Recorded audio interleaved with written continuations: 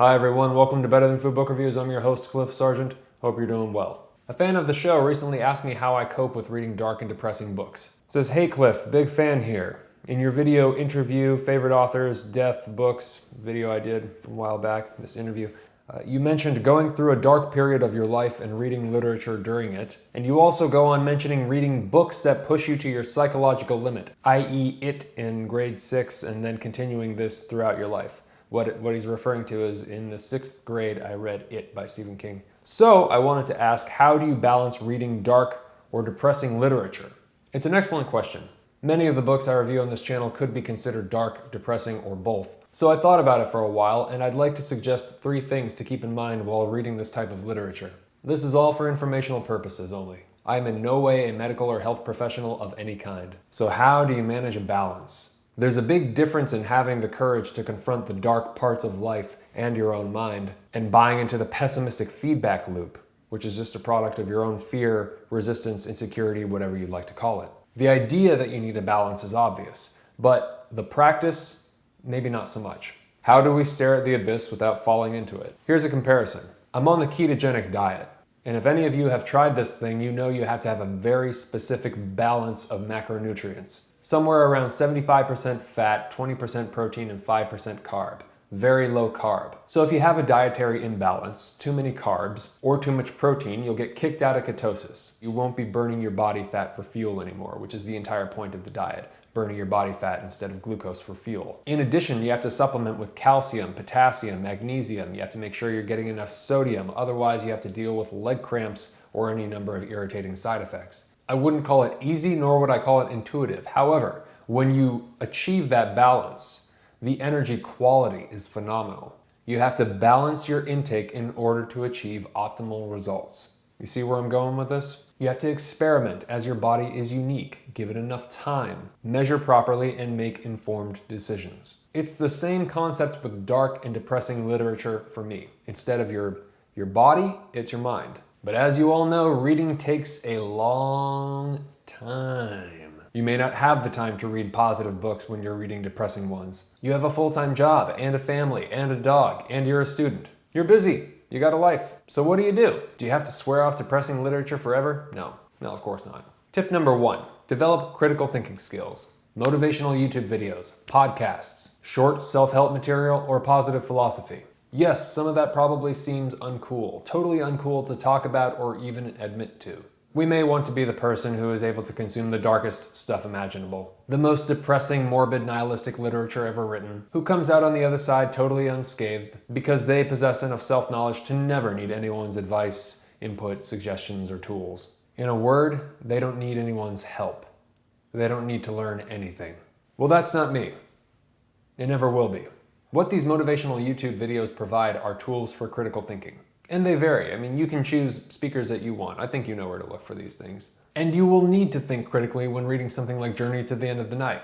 You'll need to have a solid mental fortitude to ingest bleak novels which present seductive, negative, or cynical viewpoints. This doesn't mean that the viewpoints or novels don't have value just because they're negative, that they're not well thought out, or in many cases true, or partially true, or sometimes true. Now, it gets kind of tricky when you read stuff like Michel Houellebecq, which is my favorite kind of novelist to read when I'm in a dark place. It's biting and cynical black comedy. And it allows you to feel that way and experience those situations without actually doing damage to anyone. His worldview may be a depressing one, but sometimes you have so much fun spending time with certain depressing authors, you just can't help it.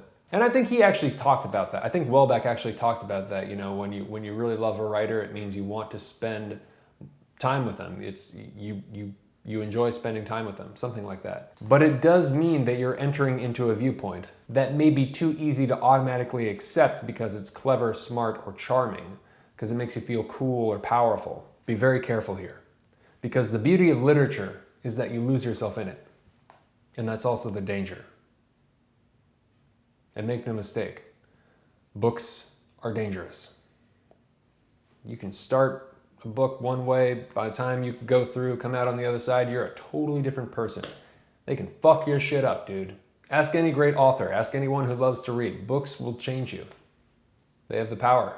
It's a beautiful thing, but gotta be careful. So if you haven't done a lot of self-work, then try to have a balance where you're getting tools to be stronger, while simultaneously exploring dark or challenging literature. Don't be so agreeable or quick to accept the worldview of an author, particularly when you know you're getting into something morose, morbid, or transgressive. It can be fascinating and insightful, inspire ideas, but try to determine the intention of the person behind the page. I'm not suggesting you be an intellectual coward, that you just run from ideas that conflict with your own.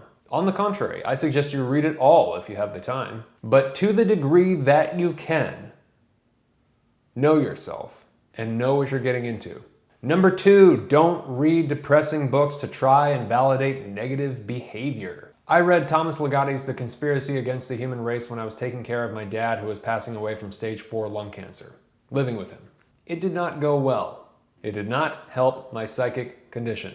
It did fuel my cynicism and depression. You don't want to do that. That's the wrong direction. Why? Because it leads to pain for you and others in your life. People who don't deserve to be hurt just because you don't have your shit together. I'll add that having someone around to challenge your viewpoint is incredibly valuable, whether it's a friend or a loved one, indispensable, crucial. If everyone you're hanging out with agrees with everything you say, that's a big red flag. You remember that Jim Rohn saying, "You are the average of the 5 people you most associate with"? That applies to authors too. If you have a good handle on your emotions and mental states, I'd say just apply common sense. But sometimes it's not obvious if reading a certain book is the right decision. Reading depressing literature when you're depressed because you want confirmation of your shitty worldview is like shooting heroin. Yeah, sure, feels great. As your body corrodes, as your fucking muscles atrophy and your brain starts just like, you're making yourself weaker. And you start to depend on that kind of viewpoint. You start to need that validation, that everything is shit. You start to seek out people who need the same shit. You start hanging out with depressing literature junkies. It's true. You hang out with these fucking miserables. Oh, God. That was one of them. Not heroin, I never touched that shit, but one of the major draws of reading depressing literature is it validates a certain morose viewpoint that you yourself may possess. You're seeing the world through shit-colored glasses because something bad has happened to you, or because you've convinced yourself that there's no meaning to life, or you have personal tragedy, or you lost your job, or you're fat, or all of the above. And if so, I'm very sorry. And then you become convinced that you're the only person this has ever happened to, ever, period, and you're special. And you may even start thinking, hey man, I know more about how the real world is than other people. This is all meaningless bullshit, life is a farce, and no matter how much positive change we enact, it's all going to still fundamentally suck. Then you're in trouble. I'm not saying life isn't painful. Of course it is. It's incredibly painful. I mean, no shit, Sherlock. But is depressing literature really going to save you through imparting some obscure information that will allow you to realize the truth that it really does suck? I mean, get out of here. Quit being dumb. Do we really need to be convinced that life's a bitch more than we have been by simply living it? Nah, we're good. So now we need something to build our intellectual muscles. Something to turn soft, comfort-seeking passivity into hardened ability. Something to make us stronger. Not happier. Stronger. The happiness will come from the satisfaction the strength allows for. Don't worry about that. Now, is there no place whatsoever for depressing literature? Of course there is. There should be. And you should always try and maintain some sort of balance. It's like sad music. If you're depressed, sad music is going to be wonderful. If you're an alcoholic who feels down and out in the winter, and you're chain smoking and drinking every night, Tom Waits is never going to have sounded better. So how do we deal with this? Change your habits. Learn from others who are in better shape than you. Don't validate your own bullshit. Number 3, don't disregard the value of confronting evil and darkness in yourself and others. That whole Jungian shadow thing that Peterson's always talking about, I think that applies here. You need to be familiar with the dark side of other people and the world so you can protect yourself and the ones you love. And you need to know the dark side of yourself in order to control it. This will also create empathy with others who are going through rough periods that you yourself may have been through. I should also note that depressing literature can be a little bit relative. There is some variation in people's threshold or tolerance, so to speak. I suspect this is based on their personalities and experience. Absalom may be considered depressing to many people, but that book is like the most beautiful, glorious thing I've read for ages. Mishima, Stoner, Bataille, Knausgaard, all the things I review could probably be considered depressing. at least in part. But all of those things have moments of joy inside them, which is why I love them. And I'd argue that the moments of joy therein wouldn't be nearly as strong without those moments of melancholy or sadness. You could even use something like the 80-20 rule to minimize the amount of depressing material you're engaged with at any given time. And there's different types of depressing literature. Some books make you depressed, but they can teach you. Maybe there is something to the idea that depression in some ways can be good, or it can be a good educator, a good teacher. Temporary, not the type of depression where everything's great in your life and you should be happy, but you're just depressed anyways and it's like a chemical thing.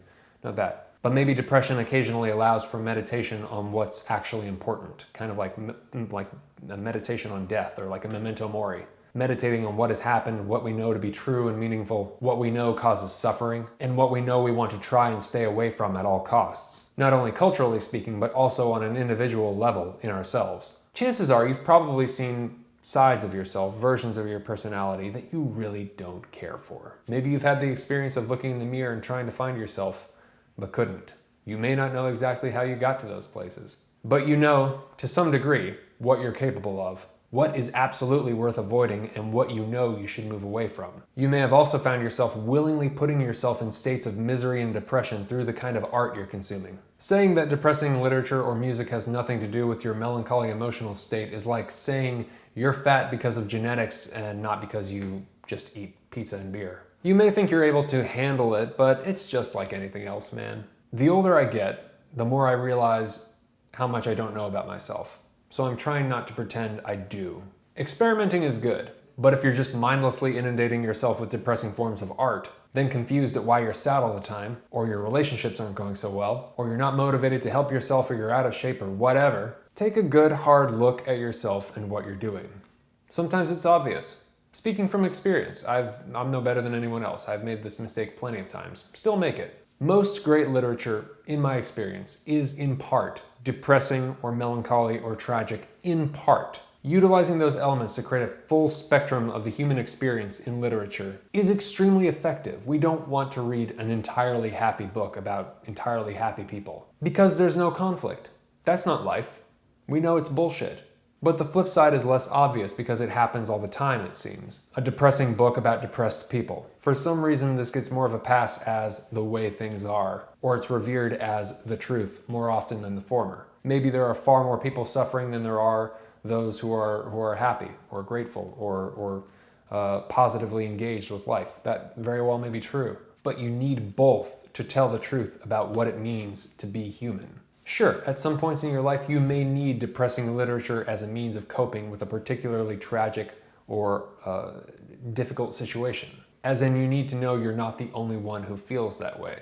And that can be a very enriching, empathic experience. I get that. There's nothing wrong with that at all. It's important to know these things. But if you're just wallowing in it, your own morose me against the world victimhood narrative, when you aren't even making a concerted effort to be better than you actually are, when you can't even get to the damn gym, it's pathetic. Why would somebody do this, you ask? Because it's way, way easier than actually trying to make your life better. Saying nothing matters lets your ass off the hook.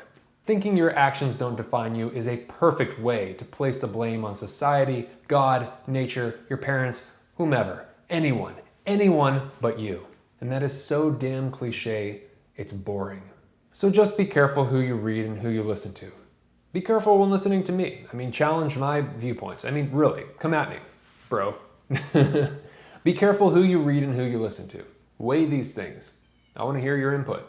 Comment section, let's go. Come on, it's what it's for. Now, most of y'all who read heavily probably don't have a large circle of real life friends. And you're perfectly suited to spending a lot of time alone in introspection.